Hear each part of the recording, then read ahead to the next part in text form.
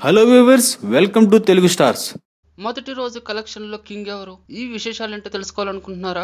అయితే తప్పకుండా మీరు ఈ వీడియో చూడాల్సిందే. ఈ సంక్రాంతికి మెగా ఫ్యామిలీ నుంచి ఓ సినిమా, నందమూరి ఫ్యామిలీ నుంచి మరో సినిమా వచ్చింది. దీంతో ఈ పండుగ మెగా నందమూరి ఫ్యాన్స్ వారుగా మారింది. బాలయ్య ఎన్టీఆర్ బయోపిక్ లో నటించిన కథానాయకుడితో రాగా వినయ విధేయ రామతో ప్రేక్షకులను పలకరించాడు రామ్ చరణ్. మొదటగా బాలయ్య నటించిన కథానాయకుడి సినిమా విడుదల కాగా తర్వాత 2 రోజులకు గాను రామ్ చరణ్ వినయ విధేయ రామ విడుదలైంది. అయితే ఈ 2 సినిమాలకు నెగిటివ్ టాక్ రావడం విశేషం. ఈ 2 సినిమాలు అనుకున్నంత రేంజ్ లో లేవని ఫ్యాన్సే చెప్తున్నారంటే అర్థం చేసుకోవాలి. ఇక 2 సినిమాల మొదటి రోజు కలెక్షన్లు ఎలా ఉన్నాయో ఓసారి చూద్దాం.